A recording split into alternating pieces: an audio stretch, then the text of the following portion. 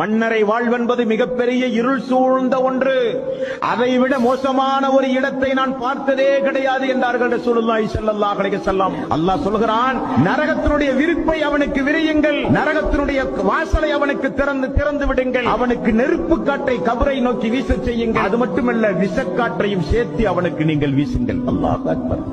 எவ்வளவு ஆடம்பரமாக உலகத்திலே வாழ்ந்தான். ஒரு மனிதன் அவனை நோக்கி நடந்து வருவான், அவன் மிக மிக மோசமான முகபாவனை உடையவனாக இருப்பான். அவனிடத்திலே மிகப்பெரிய துர்வாடை நாற்றம் அடிக்கக்கூடிய ஆடையோடு அவன் வருவான். அவனை பார்த்தாலே பாதி உயிர் போய்விடும். அந்த அளவுக்கு அலங்கோலமான ஆக்ரோஷமான முகம், அவனுடைய மேனியிலிருந்து வருகிற துர்நாற்றம் சுப்ஹானல்லாஹ் சொல்லி மாளாது என்றார்கள். அல்லாஹ் எனக்கு மறுமை நாளை கொண்டு வராதே, இந்த கபர் வாழ்வே என்னால் தாங்க முடியாமல் இருக்கின்றது, அல்லாஹ் எனக்கு மறுமையை ஏற்படுத்தாத என்று அந்த மனிதன் கதறுவான், அந்த மனிதன் கத்துவான்.